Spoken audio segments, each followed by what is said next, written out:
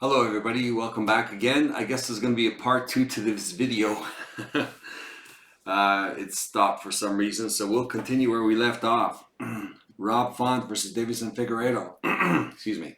Rob Font, 5'8", 71.5-inch reach, 20 wins, 7 losses, 36 years old.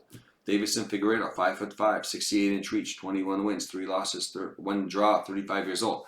They're about the same age.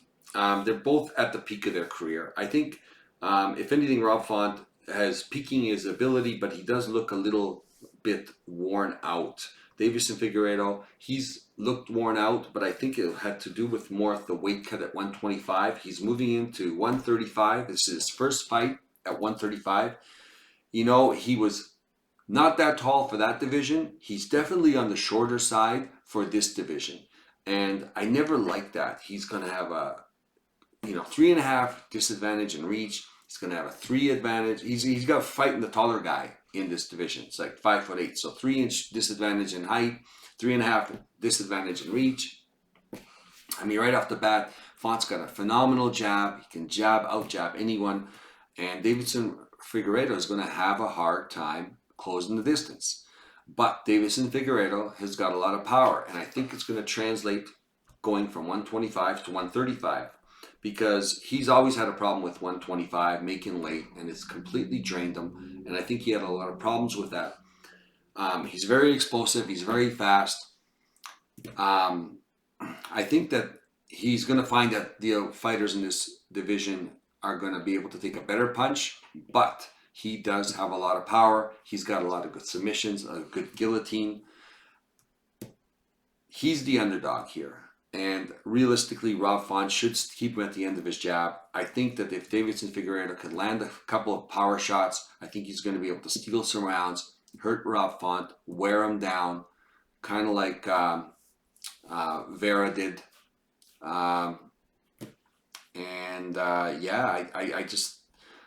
I'm looking at this fight. Rob Font should win this with his jab, and he's a little longer. But I think that Davison Figueiredo is still going to be that explosive, powerful guy, and he could even take Font to the ground and maybe control him there. I think he's going to have a better gas tank. I think he's going to be able to just do more without getting tired or being worried about being tired. He's going to be the stronger guy for sure. But he's got to close that distance, and Rob Font does have an advantage with the reach. And I think that the last fight he fought with, I can't remember now his name is, who took him to the ground nonstop, and he just basically nullified that advantage altogether. I think Davison Figueiredo could do the same thing. I think his easiest path to victory is going to be to take him down and just to grind him out for 3 rounds, possibly submit him. Rob Font's going to be hard to submit. But also Figueiredo does have a lot of power. Font can get chinned. He usually gets back up. He usually survives, possible submission when he does get, flash knockdown. It's going to be a tough fight for Davison to close this distance against such a good jabber. And you wonder if Rob Font can keep him at the end of his jab and outpoint him and outland him and win this. And that's going to be the battle, is can Rob Font not get into a too much of an in-the-pocket kind of brawl, which I think he will. And that's where I'm leaning for Figueiredo. If Rob Font kept a smart fight, kept him at the end of his jab and did not commit to a lot of in-the-pocket fighting, I would say Rob Font can just outland and outpoint Figueiredo. But I don't think he's going to be able to do that. I don't think he wants to do that. And I think when he gets in the pocket, he's going to feel some of Figueiredo's power. And I figure Figueiredo is going to be the faster guy in there. When they're inside, in the pocket, Figueiredo is going to be quicker. So I'm going to lean Davison Figueiredo for this, in this fight. His first fight at 135. It's going to be a close fight. It's going to be very much a chess match to see who can implement their own game plan. Figueiredo's at a good camp. They make very good game plans at Fight Ready, and they're very smart. And he just has to do what they tell him. And if he doesn't have a problem with the weight cut, and he's got good stamina, he's very explosive, very powerful, I think he's going to win this. and it's going to be through his power and through his explosiveness. It's going to be landing the harder shots, maybe not more shots, but the harder shots, and they're going to affect Rob Font. And even if he's out landing them, he could possibly lose a decision just because of the way it looks. And Rob Font doesn't seem to take a good punch. It really shows on him physically. It drains him. He cuts easy, bruises easy, just looks bad. Like when he fought Chico Vera, I mean, he was winning that fight, except for the couple times he got landed on really heavy and he ended up losing that decision and basically got beat up. So I think it's going to be along the same lines here. So Figueiredo is going to be the pick on this one. Moving on, Jalen Turner versus Bobby Green. Jalen Turner, 6'3", 77-inch reach, 13 wins, 7 losses, 28 years old. Bobby Green, 5'10", 71-inch reach, 31 wins, 14 losses, 1 draw, 37 years old. Bobby Green's at the end of his career. He might be slowing down. It's hard to tell. He looks about the same. I think he's pretty consistent. The obvious difference is Jalen Turner's got a huge height advantage, a huge reach advantage. He could be able to keep this guy at the end of his kicks and his punches. Even though Bobby Green is a very good boxer, he can find his way in and slip in. I don't think he's fought a guy this tall, this long. Having said that, I thought Bobby Green, he always seems like he's more in the fight than I give him credit for. He always finds a way to be in the fight. Or to land punches and to take punches and to roll with punches. Even that fight against Drew Dober. I mean, I had bet on Bobby Green. I thought he could beat Drew Dober, and he was winning the fight right until he got knocked out. He was outlanding. I mean, it wasn't even close. He was destroying Drew Dober, but he wasn't knocking him out. And Drew Dober ended up finding that one shot to knock out Bobby Green. Jalen Turner, he's really big, 6'3". He's going to have a hard weight cut. He always has a hard weight cut.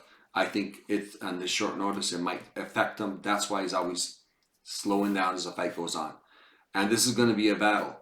Is how much damage Jalen Turner is going to inflict on Bobby Green in the first round, and how much damage, and if he can knock him out, and how much damage is Bobby Green going to inflict on Turner in the third round.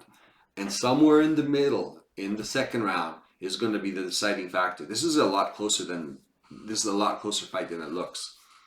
I think Jalen Turner is going to be able to be very effective in the first round. I think Bobby Green's going to be getting his reads, trying to get in, and if he's smart, he's going to try. Well, I wouldn't say wrestle, but somehow drain the tank of Turner sooner than later, and possibly take over in the second round. This is a coin flip fight. I don't know why it's such a big difference in odds. This is a coin flip. This can go any which way. I marked it down as a parlay buster. I'm picking Jalen Turner because physically he should be able to win this. He's younger, he's taller, he's longer. He's going to be able to outpoint Bobby Green. Bobby Green generally is not a knockout guy, even though he locked out the last guy, in like 10 seconds. So I don't think that's something that's going to happen here. I don't know if he's going to be about wrestle Jalen Turner. Jalen Turner's got a good guillotine. I don't know if he wants to be in that position. I don't think Bobby Green wants to wrestle. I think he wants to strike. If anything, Jalen Turner would rather be on the ground. So this is a coin flip fight. I'm leaning Jalen Turner, although, with the underdog odds, you could pick Bobby Green. It's going to be a coin flip. It's going to go right down to the wire. I think it's going to go to a decision. And it's going to be a really close fight in the end. In the beginning, it'll look like Jalen. In the end, it'll look like Bobby. You can go either way on this one. But Jalen Turner is going to be the pick. If he's got the gas tank, he should be able to push through the second round and possibly win, 2 rounds to 1. But Bobby Green is live for this, and the odds don't reflect it. He's definitely live. So if you're going to be betting from a betting perspective, he's probably the better bet because of the odds, and he's definitely got a path to victory. And Jalen Turner gasses after the first round. I mean, if Bobby Green starts turning it on, he could just win this in the second and third round. So, I mean, I've bet it a few different ways. I've got a parlay with Jalen in it, and I got a parlay with Bobby Green in it, just because, I mean, literally it can go either way. But Jalen, I'm going to be leaning Jalen. Bobby Green's definitely live. I've got it marked on the board as a parlay buster, so be careful with this. Moving on to the main event, Beneil Dariush versus Arman Tsarukyan. Beneil Dariush, 5'10", 72-inch reach, 22 wins, 5 losses, 1 draw, 34 years old. Arman Tsarukyan, 5'7", 72.5-inch reach, 20 wins, 3 losses, 27 years old. I mean, height advantage, Beneil. Reach advantage is going to be the same. I think Beneil's going to have advantages because of the angle. He's, punching straight, and Tsarukyan's punching up. When I first looked at this fight, I thought, Beneil is being undervalued, and Arman is being overvalued. Here's the thing, Beneil already fought a really good wrestler. He fought Gamrot, and he's already got a path to victory, but Gamrot's not necessarily a great striker. And he doesn't take a great punch because he always seems to get knocked down. But he does come back, and he's tenacious. And I think Arman Tsarukyan fought Gamrot to virtual. He lost the fight, but he could have easily. I thought he won the fight. I actually put money on Arman, and I thought he won the fight, but Gamrot ended up getting the decision. But in that wrestling, it was mostly wrestling. It was dead even, let's say. So if it's dead even, as far as Beneil goes, I don't think he's going to be able to take Beneil down. I think Beneil's going to be able to get back up because he's short against Gamrot. He can continually get back up. Mind you, Gamrot's got good takedowns, but he doesn't have a little good top control. So he takes a lot of people down a lot of times, but his control is not as good. So granted, Arman does have a little bit better control, and Arman definitely has better striking, so his entries will be better because Beneil will be worried about the strikes. But I think everyone's overlooking Dariush because of how he lost the last fight. To me, this is the main event. This is where I go both ways. I'll pick a parlay with one guy and the other guy in it. It's just something I've started to doing ever since a few bad parlays or good parlays that didn't go my way until the final fight. So I'm gonna be picking both. But if I'm gonna be leaning towards somebody, I'm leaning towards Dariush because I think he's already fought a really good wrestler. And as much as Arman Tsarukyan does have momentum, and I wouldn't mind seeing Arman Tsarukyan win because it'd be interesting to see him fight the other guys because Dariush seemed like he wasn't able to do it. But stylistically, I'm thinking Dariush can still pull this off in 5 rounds. You know what? Here's the thing. 5 rounds. I think he might wear out. So that's I guess I'm kind of worried about him in the 4th and 5th round. I think Beneil can win the 1st and 2nd and 3rd. But I think he's going to be fading as the fight goes on. And Tsarukyan's got a great gas tank. So does Dariush. But the way I see the fight going on is I think Beneil's going to be, they're going to feel each other out in the 1st round. I think Dariush is going to keep him at the end of his punches. He's going to be fresh. 2nd round, 3rd round, I still think Beneil's going to be able to pull this off. And I think Tsarukyan's going to wear on him as the fight goes on. So it's going to be a close fight. I'm leaning Dariush, but it's a very slight lean, but I will be picking both of them in different parlays. Tsarukyan definitely got a path to victory. He is the younger, hungrier guy. Everybody wants him to win to see how far he can go. Dariush is going to be playing the spoiler in this matchup, but he's such a big underdog. I mean, if you're going to be betting on anyone, that's going to be the play, right? He's at plus 245. I mean, that's crazy.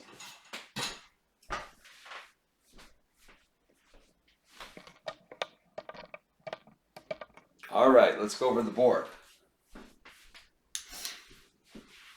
All right. Just remember, this is not financial advice. Only bet what you can afford to lose. These are the fights. Anything can happen. You don't know what's going on in the background, how these guys are feeling, if they're having a bad day, if it's that time of the month for the ladies, you just don't know. So Not financial advice, only bet what you can afford to lose. I've structured it in most confident to least confidence. I got the 50-50 at the bottom, which is the main event, which I always do the 50-50, which means I'll have some parlays with this guy and some parlays with this guy, just because that's just the way I like to do it. I feel then I enjoy the main event. But I'm going to go in from the most to least. Most confident, Bellato should be able to knock this guy down. Warning, parlay buster. He's too big of a favorite to bet. This guy is live for a knockout. This guy takes a lot of shots. His defense is iffy. This guy could still knock this guy out in the first round. After the first round, I think he's not going to knock him out, but he's live. He's going to go in there swinging. And at that weight, light heavyweight, somebody's going to go down. So, be careful. He is the most confident pick. He should be able to beat this guy. He's not that good, but I put him up here. I mean, he might not be the absolute most confident, but I put him up here because he's the biggest favorite. But just to highlight it, so parlay buster, I'd stay away from that. There's no money in it. There's no benefit. It's his first fight. Anything can happen. Moving on, Soriano. It went from me thinking that Stoltzfus is going to win, and the more I looked at it, the more I realized, you know what? Soriano should win this pretty easily, actually. So I got him at a high level of confidence. I hope I didn't talk myself into something that's not going to happen. But yeah, the more I looked into it, the more, I was leaning Soriano. Turman, Gooden is coming back from wherever he's coming from, and I don't know. I think Turman's the better striker now. I think Gooden's tough. It's going to be hard to get out of there. I don't think he's going to be able to get him out of there. But Turman's really been showing a lot of improvements. I think he's going to win this fight. High degree of confidence. Gastelum, and he's an underdog. He's I just don't see Gastelum losing. Famous last words, I guess, right? But looking at the fighter he's fighting, I think Brady's just overvalued. I just don't see it, especially after the last fight. Everything got shown up, and I just don't know if there's something that I'm missing of why the odds are the way they are. But maybe it's a reflection of Gastelum and his weight cut. I don't know. But Gastelum's going to be the pick. I can't see him losing anywhere unless Brady takes him down, holds him down or something. I don't know. This guy's a good wrestler. I can't see it. Figueiredo, I think, will carry up his power. Rob Font is susceptible to guys who can land on him with power. Figueiredo's going to be the pick. Moving on, Silva versus Guida. Silva, high degree of confidence at minus 320. It's absolutely ridiculous. Guida, he's old, but, Silva's got to be at the top of his game, because if Guida grinds on this guy, and this guy's got a lot of muscle, he's very muscular, he does slow down. If Guida grinds on this guy, Guida can pull off a victory through just sheer stamina, as he usually does with certain guys. So Silva's going to be the pick. Guida's old, but if he can grind this guy and starts attacking him nonstop and not get submitted, this guy could start fading. Guida pulls off a close decision. So parlay buster, be careful with this one. Close, I'm picking him. It's going to be a close fight with Drakkar and Selecki, but I don't know. I just don't have this confidence in Selecki.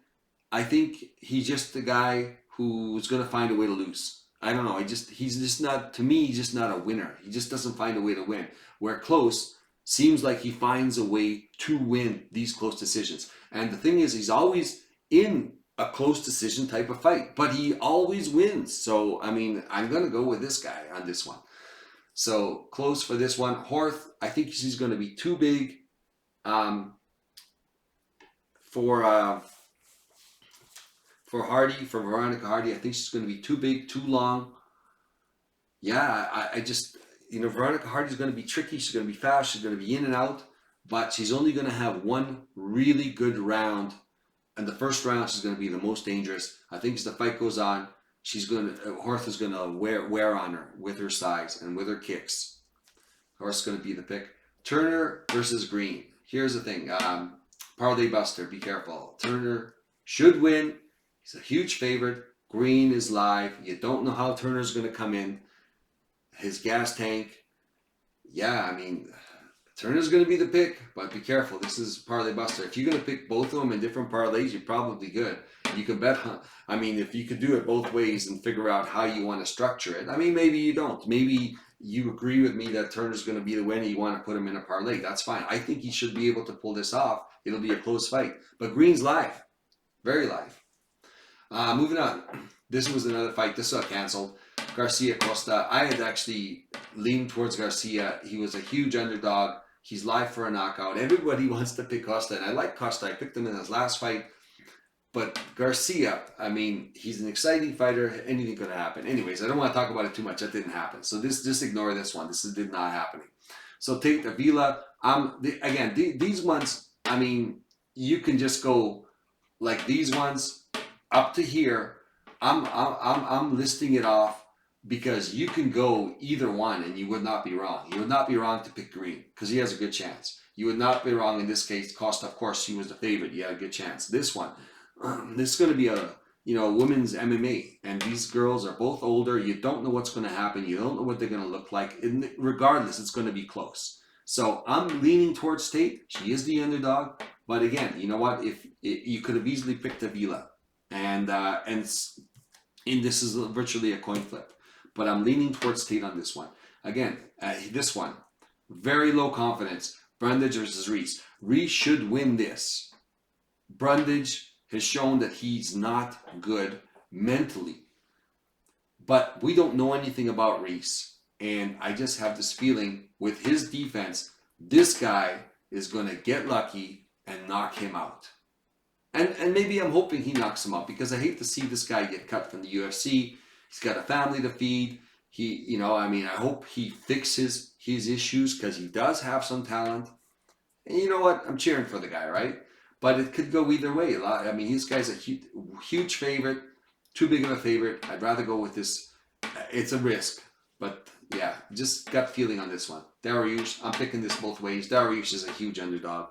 I mean, even if I picked him in a parlay, I would throw him in another parlay just to get the multiplying effect of plus 245. So that's just me. But everyone gambles different. I'm a little bit more of a degenerate where I take a lot more risks. I like it like that. It's exciting and stuff like that. So yeah. So these are going to be the picks. Take what you need. See what you agree with. I mean, maybe pick the fights. If you bet them individually, that's good. And you're probably going to win money definitely that way because I'm usually, I've got a high probability of being mostly right. So that's going to help and see which ones you agree with and use them in a parlay or not. But there'll be a couple more things I will be going over. One of the things which is a little different is I do have a couple of picks for, just props, and I was going to start dwelling into this in these picks, and it was going to be first round, finishes. I was going to fight to end in the first round would be this one, Bellator Pretoria. Fight to end in the first round would have been this one, but another fight to end in the first round is Brundage and Reese. Those are the first round, and you can even go first round by KO, Bellator Pretoria, Brundage, Reese, especially Brundage. Because if he's going to win, he's going to be in the first round. If this guy's going to win, it's going to be in the first round. You can do it both ways. I'm thinking first round for sure. If you bet it first round, you can also go by fight to end by KO for these two fights. You can even put them together. I think that's a high degree of probability on those two. As far as props go, I would definitely look at first round for these two and knockouts, KOs for these two. Which is something I'm going to dwell into a little more as time goes on. All right. Thank you very much for joining me. Don't forget to hit the like button. If you haven't subscribed, subscribe. You'll get notifications when the videos are up because I'm kind of all over the place with the videos. Please feel free to leave a comment and let me know what you think about these picks. I mean, what you agree with and what you don't agree with. I'm interested to hear from you guys. So otherwise, good luck everybody. And we will see you in the recap video on Tuesday or Wednesday next week. Thank you very much and good luck on the fights.